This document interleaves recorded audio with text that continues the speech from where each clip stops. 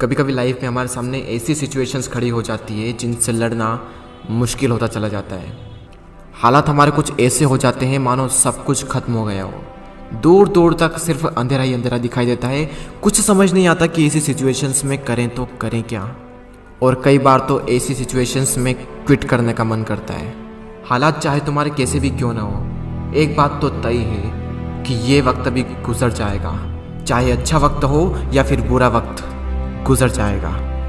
लेकिन एक बात हमेशा याद रखना कि ज़िंदगी में कुछ भी कर गुजरने की अपॉर्चुनिटीज़ सिर्फ इसी वक्त में मिलती है, अगर उस सिचुएशन में क्विट ना किया जाए तो। क्योंकि विनर्स जो होते हैं वो कभी भी क्विट नहीं करते, और जो क्विट करते हैं वो कभी भी विनर्स नहीं बनते। आप क्या चाहते हैं, एक एवरेज लाइफ या फिर एक स्टैंडर्ड लाइफ? जब आप सड़क पर निकलो तो लोग आपको इग्नोर करें, या फिर जब आप सड़क पर निकलो तो हर इंसान की नज़र आप पर हो? क्या चाहते हैं आप? लोग आपसे ये कहें कि इंसान कुछ नहीं कर सकता, या फिर ये कहें कि ये बंदा कुछ ना कुछ करके दिखाएगा, ये बंदा कुछ चेंजेस ला के दिखाएगा। लेकिन कैसे करेगा? क्विट करके। मर जाना, लेकिन क्विट मत करना। चाहे परिस्थिति कितनी भी विपरीत क्यों ना हो, कभी भी क्विट मत करना।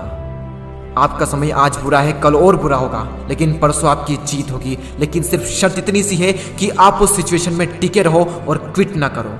ये प्रकृति चाहती है कि हम इन परिस्थितियों से लड़ें, संघर्ष करें, ताकि हम और मजबूत बन सके।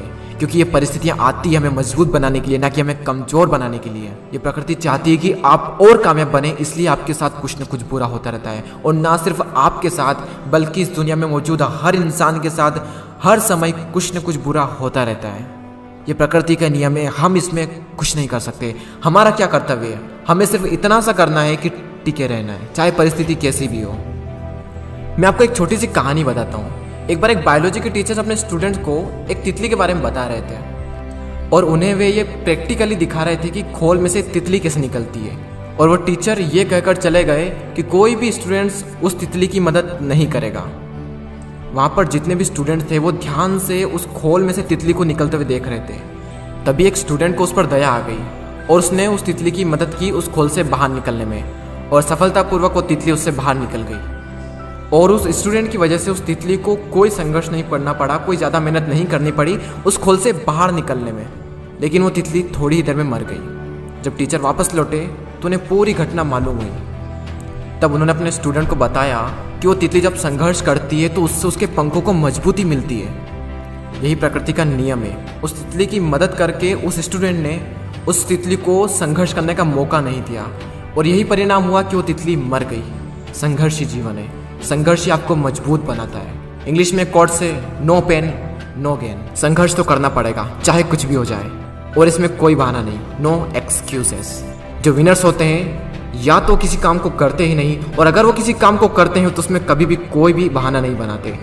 और जो लूजर्स होते हैं वो किसी भी काम को करेंगे तो हर किसी में बहाना बना देंगे। अगर वो चाहें तो बहाना बनाने पर पूरी एक बुक लिख सकते हैं। मेरी तो किस्मत ही खराब है, मेरे साथ ही ऐसा क्यों होता है, मेरी एज बहुत कम है, मेरी हाइट बहुत कम है, मैं काला हूँ, मैं सुंदर नहीं हूँ, लोग मुझे पसंद नहीं करते, मैं ज़्यादा पढ़ा लिखा नहीं हूँ, मेरे पास टाइम नहीं है, मेरी आवाज़ अच्छी नहीं है, मेरे पास ये नहीं है, मेरे पास वो नहीं है, काश ऐसा होता, काश वैसा होता। देखो, जो जैसा है वो वैसा है। ना तो आज तक कुछ बदला है और ना ही कभी कुछ बदलने वाला है, तब तक जब तक कि आप अपने आप को नहीं बदल लेते।